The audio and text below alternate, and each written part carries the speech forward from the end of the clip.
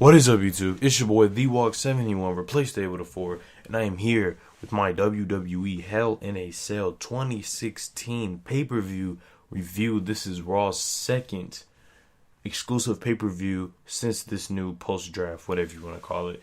And let me say this first, because the ending of this pay-per-view really, it made me a little upset because of just some booking decisions, maybe, or just why. But let's see.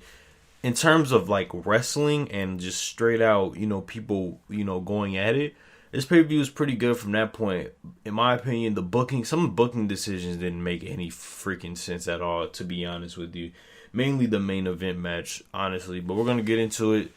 Let's just get right into it. So we opened up, we had the pre-show match. It was a 6-man cruiserweight match with Cedric Alexander, Lince Dorado, and Sin Cara taking on Drew Gulak, Tony Nese, and Arya Daivari. It's basically a pre-show match. What you expect? It's it's a Raw cruiserweight match, so it's not gonna be good in terms of quality. The match was essentially faces got over, and that's what happened. And I think they might be forming a tag team with Sin Cara and Lince Dorado because they had on the same colors and stuff, and they've teamed before. I feel like they're gonna make them like a cruiserweight tag team, and they're going to go from the cruiserweight to just the tag team division in general and do their own thing. But, yeah, the faces won. Cedric Alexander, yeah. I don't know. So then we open up the actual show with the Hell in a Cell match because we have 3 tonight. And we open up with Roman Reigns versus Rusev for the United States Championship match in the Hell in a Cell match. And first, before I even get into this, WWE, why are we still piping down the crowds because they boo crazy for Roman Reigns? It's not going to change, okay? It's not going to change. You might as well just let it play. It's not our fault. I mean, I don't know what to say as to why fans boo them, but they do, and that's how they feel. Don't sit up here and pipe them down because they don't have the exact reaction you want. It doesn't make any sense. Essentially, when they pipe down the crowd, it sounds like nobody's even cheering for Roman Reigns. It sounds like nobody's cheering for him. So, essentially, you're taking like a couple L's by trying to get rid of the crowd booing him. Yeah, but anyway, we got the match. At first, I thought the match was like kind of lackluster or boring, but it really wasn't. The match, something the commentary said in this match was that these two are heavyweights. So when you think of heavyweights, you think of the strong guys. You think of the big, strong powerhouses. Roman Reigns and Rusev are respectively powerhouses, in my opinion. Rusev's also a brute. That's his name, right? The Bulgarian brute. Rusev throws people, he kicks people, and he destroys people. Roman Reigns does the same thing. I don't know if he kicks people, but he does use his power as an advantage. They both do. So when you put them inside a Hell in a Cell match, a match that's very, a very violent match, what do you expect two powerhouses to do? Use their power to their advantage and be brutal. And that's what this was. We saw people get hit with kendo sticks, even though Roman Reigns got hit with it, but he tried to sell like he was getting hit, but he had on a chest protector. I still don't understand why I don't understand why he sells moves when he has on a whole vest that protects his whole entire body. Whatever. We have people who's getting thrown into the cell wall. Rusev and Roman's arms were bleeding, I guess, but these two used weapons to their advantage. They use their power. You have Roman Reigns. What do you do? Roman Reigns, other than throwing Rusev, he got some work in, but Rusev put a lot of work in too. He hit Roman Reigns with stairs. He used all of his power and might to just destroy Roman Reigns. We got to a part to where almost what was going to happen was that Rusev was going to punch the crap out of Roman Reigns with a freaking steel chain on his wrist. He ended up using the steel chain to put on the accolade and put it around Roman to try to choke him out, trying to be aggressive because that's what you expect from two powerhouses in a very violent match. So then they end up going at it. Roman Reigns gets out of it, and then he spears Rusev off of the stairs. That's very aggressive and brutal. That's what you expect from two powerhouses. So now looking back at it, the match was actually good. It made sense. Just like I said, it was a good show in wrestling terms. and kind of, I don't know if it's telling a story, but making sense of everything. That's what I saw from this pay-per-view. I don't know. That's just what I saw. But I mean, we all know Roman wasn't gonna lose. He just won the title, But I think Rusev is heading towards the main event, or I don't know if he's still gonna go towards the title, because I feel like him and Roman are kind of, I think like them going at it is kind of over with. Like, I don't feel like seeing no more of these matches, to be honest. But knowing WWE, we'll see about 10 more of these matches, then they might be done. Anyways, after that, we can get a match. We had a little interview segment with Kevin Owens being interviewed by Tom Phillips, and what Kevin Owens said to me very much made me more interested in his match with Seth Rollins. What he said was that he's going to destroy Seth Rollins. He's going to defeat him. He's going to beat him up. Even said something like he said something, and it reminded me of like The Walking Dead when Negan went to town and like destroyed Glenn and Abraham. And so Kevin Owens kind of said that he said he's going to destroy Seth Rollins to where you won't even recognize him or something like that.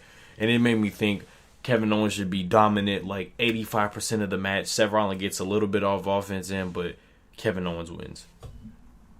That's what that match should be. But we're going to talk about that later. The next match we have on the card, we had Bayley versus Dana Brooke. I don't care about this match. Bayley won. I'm going to say one thing about this. Bayley on the main roster sucks. I'm not going to lie. Bayley in NXT, I appreciated her in NXT. She put in work. But Bayley on the main roster, she sucks. She botches a lot. She's just boring to me now on the main roster. Like, I don't know how, but she just is. Dana Brooke doesn't help because she's trash too. Like, she botches a lot. Just a battle of botchers. I barely paid attention to this match. Matter of fact, I was doing my algebra homework like during this and the next match. Honestly, I truly could not care. Bayley won.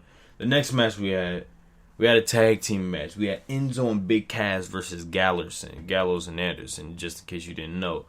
So Enzo and Big Cass came out because, the little promo they always do. And every time they cut their promos now, I just get tired of it because it's just so annoying, kind of. Because they're just a joke to me. Like, I can't take Enzo and Big Cass serious. The only time I could have took them serious was that one time at NXT. It was like the 50th time they were going for the tag team titles. And they came out like mad serious. Like, Enzo didn't even cut his promo. They just walked to the ring very mean, and they just aggressively beat up jobbers because they had to be serious for their match with the Revival at, I think it was NXT TakeOver London, England. When it was overseas. That's how serious they can get. But right now they're a joke. Like, I mean, it's cool. Them cutting the promos cool and all, but don't expect me to take them serious now. That's it. And then we have them take on Gallows Anderson, a legit tag team that's pretty good, and they're getting treated like crap on the main roster. Now, I know WWE likes to treat people like crap because they come from other companies. I mean, you get a rare mouse. Like AJ Styles, he's getting treated like a king on SmackDown. He's the WWE World Champion, and he's doing great. Who else got signed that's doing great? Kevin Owens, he got signed. He's a world champion on Raw. But for some odd reason, Gallows and Anderson are getting treated like crap. They came in here with a purpose. They came here, very serious, we're very serious. We come from Japan. We do this thing. We fight, and we destroy people, and we are very dominant. We're going to be tag team champions. You have them basically lose all to the New Day, except for that one they won by DQ, but it didn't even matter because they got overshadowed by the return of Big E. Then they lost to New Day on Raw and at Clash of Champions. Like, they are basically nobodies now, and they are essentially on the same level as these two, Enzo and Big Cass. And what really made me mad was the promo from Enzo and Big Cass, where they basically called Gallows Big Gal and Carl Anderson Andy from Toy Story. It was so horrible, and it's the fact that these two, Gallerson, are on the same level as Enzo and Big Cass when we know that they're better. It's crazy to me. Honestly, this match I really didn't pay attention to too much because I was still doing my algebra homework. And then I was also watching The Walking Dead too, so it was like I was kind of paying attention. I wasn't. All I know is Gallows and Anderson won, and I'm glad that they won, because if they didn't win, they would have been essentially jobbers now, because you can't lose to Enzo and Big Cass when you're like somebody, when you're Gallows and Anderson, and if you've seen what they've done in Japan and see what they're doing now, it's pathetic. And if they lost to Enzo and Big Cass, who Enzo and Big Cass would not be anything in New Japan or Ring of Honor or anywhere, they would be a joke. They would be a laughable tag team. Like somebody, oh, he's funny, but I can't take him serious. And Gallows, you could, and now they're on the same level. Hopefully, this feud doesn't end, because they won clean. They pinned Enzo, and I think Enzo's taking all the pins now, because Vince McMahon is in love with Big Cass. So Big Cass is never going to take a pin now. But yeah, Gallows won. I don't know what WWE can do. I just wish they never really made Gallows a joke now. But we end up getting another Hell in a Cell match. We have Kevin Owens, the WWE Universal Champion, taking on the challenger, Seth Rollins. Okay? The beginning of this match was everything I expected it to be. Kevin Owens dominating Seth Rollins, throwing him into the cage, hitting a cannonball on Seth Rollins while Seth Rollins is laid out on the cage, the cell, whatever you want to call it. Then we have, back and forth finally from Seth Rollins. It was a nice little sequence, a super kick, I think Seth Rollins hit an enziguri, and then Kevin Owens hit the clothesline. It was a nice little sequence. But essentially, Kevin Owens was a very dominant, like 85% of the match. And then the best part happened, the introduction of Jericho into the match. So Kevin Owens, he just acting like, he didn't know what he was doing with the, what is it? The fire extinguisher. He hit the referee in the face like twice with it, like the spray. He didn't actually hit the tank on the referee face. That would have been horrible. He sprayed the fire extinguisher on the referee. So then they had to open up the cage door to let the referee out. Chris Jericho came in, locked the door. Instantly a 2v1 match, because they're trying to build that Kevin Owens and Chris Jericho are very dominant together, and that Chris Jericho's going to help out his best friend. And that's exactly what happened. So it was essentially Seth Rollins versus the world, because he had to fight both of them, and he didn't win, of course, because the ending was Kevin Owens. He hit a power bomb on Seth Rollins through like it was a stack of chairs. Like he put two chairs in front of each other and power bombed them on there, and won with the help of Jericho. But also Kevin Owens did go through like two tables. He set up a table like weird. He put it regular, like, on the outside of the ring. Then he put another one like from the ring apron across to the cell wall. And I didn't know what he was going to do. And then Seth Rollins power bombs him, or buckle bombs him through both of the tables. And then he also buckle bombed Chris Jericho into the cage. And I was, wow, that's crazy. But these two both triumphed over Seth Rollins, and Kevin Owens retained his title. Then after the match, Chris Jericho hit the code breaker on Seth Rollins. So I think we're going to see a Seth Rollins versus Chris Jericho feud coming soon. I don't think we're going to get any title matches at Survivor Series, which is the next WWE pay-per-view, because they're trying to do this SmackDown versus Raw gimmick, I guess. And from what I'm hearing, that the champions might actually be in this, so it's not even going to be championship matches at Survivor Series, which is going to be crazy, like major championship matches. But hey, I don't know. But the next match we ended up getting was the actual WWE Cruiserweight Championship match. Very interesting match. This match, honestly, I was actually looking forward to this match because of, I think, the story they're trying to tell, or what they're trying to do with Brian Kendrick. You see, they have Brian Kendrick, he's coming in here, he's the veteran, essentially. He's been in WWE before, and as he mentioned in the Cruiserweight Classic, which I thought would have been crazy if he won, due to the fact that he always talked about what winning this would do for him, what success in WWE would do for him again. He said he doesn't want to feel like he did years ago when he got released. He doesn't want his opportunities to slip through his hand. This man is desperate. he's the only person I see that actually cares about the freaking championship. TJ Perkins didn't care about the title. If TJ Perkins didn't come out with the title, I wouldn't even know he was the Cruiserweight champion. I wouldn't even know, because it was just something. It was an accessory essentially he had on. I don't think, maybe I'm just crazy, but I didn't see him do what Brian Kendrick did. Brian Kendrick talks about this doing a lot for him. This, opportunity helping him so that he can get back on top of the mountain to where he was years and years ago. Well, TJ Perkins is just dabbing and doing whatever, just basically just playing around. He's a paper champion. No, not a paper champion. He's just a placeholder champion. That's what he is, a placeholder. There's nobody else in the Cruiserweight division that's actually, going for the title. They're just having random matches. I don't see nobody cutting a promo except for Brian Kendrick. And you saw how he came up to TJ Perkins pleading to let TJ Perkins to let him win so that he can once again be on top, and he doesn't lose his opportunity, because TJ Perkins still has years ahead of him. He can still get the title back, but Brian Kendrick doesn't, because Brian Kendrick's old. And we have the match. And at first, I knew what this match was going to be. Like, I knew how this match was going to go. And I knew Brian Kendrick was going to win, because he actually cared for the title. And I think that WWE is building up Rich Swann to be a number one contender soon as a face champion. And we need a heel champion for him to beat. Hey, boom, you got your heel champion in Brian Kendrick. So the match happened.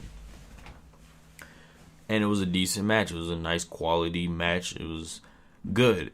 But the ending essentially just shows how good of a heel, and it just helps to the story of Brian Kendrick basically Brian Kendrick doing what he has to do in order to win. So when I think he reversed something and landed on his leg, right? And then he just started to sell a leg injury. Like, he just tore his ACL on some Derrick Rose stuff, no offense. And he just was holding his leg. And then TJ Perkins was looking, and it looked like the referee was gonna end the match or whatever, call it off. And then when TJ Perkins came to Brian Kendrick headbutt TJ Perkins and then put him in the captain's hook, and then TJ Perkins tapped out.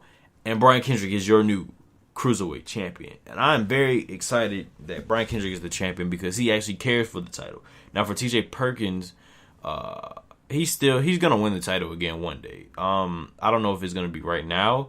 But I don't know what they're going to do with him. I just feel like Brian Kendrick deserved this more than anybody, because he showed that he cared for the title.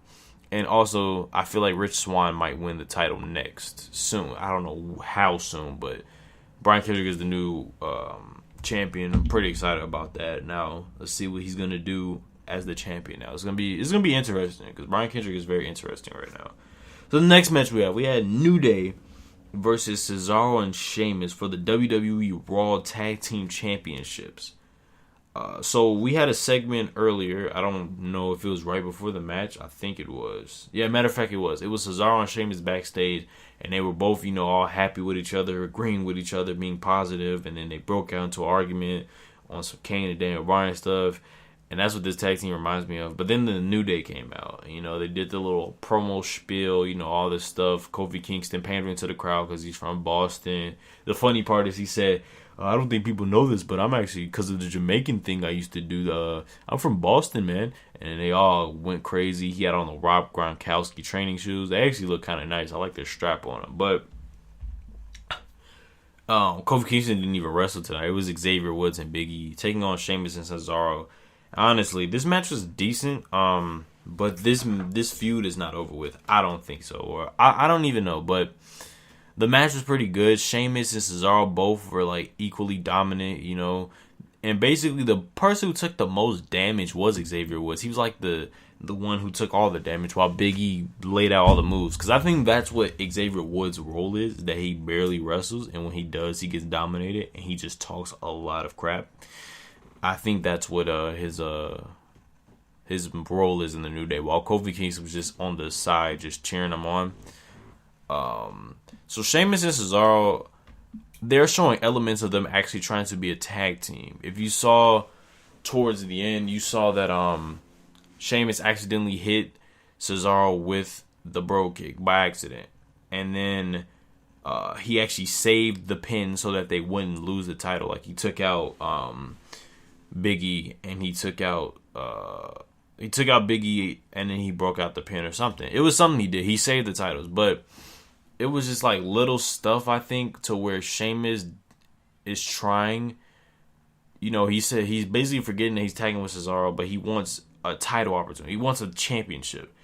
And I feel like he doesn't care if he has a team with Cesaro. I mean, clearly he doesn't like Cesaro, but I feel like the day Sheamus and Cesaro actually, get on page and they're actually not, trying to fight each other all the time, they're going to be a dominant tag team because Sheamus and Cesaro are two pretty hard-hitting, dominant wrestlers. Now, their best of 7 series I really wasn't a fan of because I felt like it was too much, but these two alone are pretty good. I'm not going to lie. The match itself, like I said before, it was decent. The New Day does what the New Day does. The match ended in disqualification because, Cesaro put Xavier Woods in a sharpshooter. Sheamus hit Big E with the trombone, and then Kofi Kingston hit Sheamus with the Trouble in Paradise. And then they rang the bell, and then Xavier Woods tapped out. But Cesaro and Sheamus won by DQ, and the New Day still retains their titles, and then they start arguing in the back. So it's going to be like, I feel like they're going to drop little elements of them actually working like a tag team until they actually really work like a tag team. And when they really work like a tag team, the New Day are definitely dropping the belt. I think they're going to wait till the New Day breaks the record, and then Cesaro and Sheamus are going to act like a real tag team. I don't know how close the New Day are to actually, tying up the record or whatever with Demolition, but we'll see. The next match we had the main event of the evening. We had Charlotte versus Sasha for the WWE Raw Women's Championship match, and they held in a cell match. The first ever women's held in a cell match, might I add. Very interesting. Alright, so let's get into the match. The match started off like Seth Rollins and Dean Ambrose from 2 years ago. Okay, so they made this match as big as possible. They had these two. Oh, let me start off. They both had WrestleMania-esque entrances. How could I forget? Charlotte came out with people holding her up like a queen, and she sat on her own throne, and that was pretty clean. And Sasha Banks came out with the Escalade. It's just like her entrance at NXT TakeOver Brooklyn, the first one where she faced Bayley, and she came out in the like a Cadillac or whatever. But instead of them actually bringing her out, she just got on top of the roof, did her thing. Then the match happened. They both got championship kind of introductions to where it was like a big match feel. The sale wasn't even coming down. When the sale came down, the match didn't start yet. Charlotte punched Sasha Banks and threw her out the ring. Sasha was this close to dying because the cage was still going down. Luckily, they stopped the cage from going down, or Sasha would have been dead. So the match, the match haven't even started yet, and they keep going at it, and then Sasha takes the little table stuff. She takes it off of the table. I didn't think somebody was actually going to go through the table. So then they start climbing, and I thought they were going to do the exact spot from Dean and Seth when they both hit each other off of the side of the cage and they both went through the table. But no, Charlotte got down, picked Sasha off of the wall of the cell cage, whatever you want to call the wall, and powerbombed her through the table. And I was like, whoa, the match hasn't even started yet. Now, at first, before she went through the table, I was like, whoa, I don't even think they were going to have the cell match at first. I thought they were just going to troll with us. Vince was just going to mess with us and have just Sasha die. And for a minute, I thought that was going to happen. Like, Sasha was, walking with the ref's assistance, and then she collapsed to the floor. They brought the ambulance, and they was about to call the match off due to a forfeit. Charlotte was going to win, and then Sasha said no. She pulled a Daniel Bryan or Dean Ambrose. She got out of the ambulance, got back in the ring, and they had the actual cell match. This match was good. This was a good match. These women were brutal against each other. These women were trying to kill each other.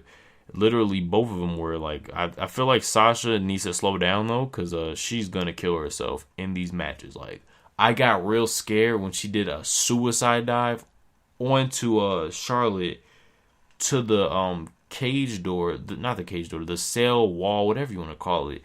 And I feel like Sasha hit her head on it or something. It's crazy. These women actually hit each other with chairs. Sasha hit Charlotte with a chair while she was in the figure eight. And at first, I thought they weren't going to use the Cell wall, cage, or whatever you want to call it. And then Sasha ended up jumping off of like a Cell like wall, like Spider-Man, and hit a double knee. And she actually clocked Charlotte with her knee. Like, it wasn't no cover her face up or do something. She actually clocked her in the head with her knee. And I was, whoa. And then they got in there. Sasha kicked Charlotte onto the table, but the table didn't break. It just collapsed down because one of the little things came down. Just very brutal. These two were very violent with each other, and I really appreciate that. I thought they were going to just throw each other into the cage, and that was going to be it, but they actually used weapons. Sasha was banging Charlotte's head into the chair. We got Charlotte going crazy, working on Sasha's back by doing back, she did, what was it, a sidewalk slam onto the chair that was sitting down, hurting Sasha's back. And this is where logic doesn't make sense. So Sasha's back was only injured when it needed to be hurt, because this girl was hitting the 3 suplexes like Eddie Guerrero, the 3 amigos, and her back was perfectly fine. But towards the end, when she was trying to go for a powerbomb, her back just collapsed. What? And then she also hit a frog splash. Like, I don't know. Her back is only hurt when it needs to be. And maybe that's the booking part I'm talking about. Essentially, where I feel like they're telling her only sell it when I don't know. I feel like she didn't sell it as well. Like, at the beginning, of course, she had to. But for you to be able to hit 3 suplexes but not hit a power bomb is crazy. Yeah, this match was pretty good. The ending was Sasha was trying to hit Charlotte with a power bomb through a table, because they set a table in the ring, and Charlotte got out of it because Sasha's back just collapsed. Her back just collapsed. So Charlotte just started throwing Sasha. She literally just threw her into the table. She didn't go through the table. She was just launching her onto the table, and she kept doing that a couple of times. And then she hit the natural selection 1, 2, 3. Charlotte is the new Raw Women's Champion, the first ever 3-time Raw Women's Champion. And honestly, what's the point of having Charlotte win the title if she's just gonna win it back a month later almost, or just the next pay-per-view she ends up winning it? The first time Sasha beat Charlotte, she ended up winning the title back at SummerSlam, and then Sasha won the title back on a random episode of Raw, and then Charlotte wins the title back. So Charlotte is the female Roman Reigns. She will never lose. And I knew that Charlotte was not going to lose because of what the commentator said at the beginning of the match. He was like, if you look at the stats, Charlotte is undefeated in pay-per-view wins. She's never lost in a pay-per-view. All right. She's never lost in one-on-one pay-per-view matches. Let me get that right. One-on-one pay-per-view matches, she's never lost. And then she also mentioned in title matches at pay-per-views, Charlotte never loses whenever it comes to a title match on a pay-per-view. And I instantly knew, oh man, Charlotte might actually win this. And what happened? She won. Now the thing about it is, it's cool that she's champion, but don't sit up here and just play hot potato with the title, just giving people the title back and forth. It starts to make the title look very non-important because people are just winning it left and right. Now we have to deal with another pointless Charlotte title reign, because honestly, after her first title reign, I really don't care about Charlotte as a champion, to be honest. But hey, this pay-per-view was alright, I guess. Yeah, it was a Raw pay-per-view, so what can you expect? Don't expect no 5-star show, which is exactly how I felt, because it's a Raw pay-per-view and Raw sucks. Anyway, you guys know what to do. Like, comment, favorite, subscribe. Do what you do to support me. Follow me on all of my social media links in the description down below. Spread the video out. Give it a like. Do what you gotta do. Anyway, guys, I'm out. Peace.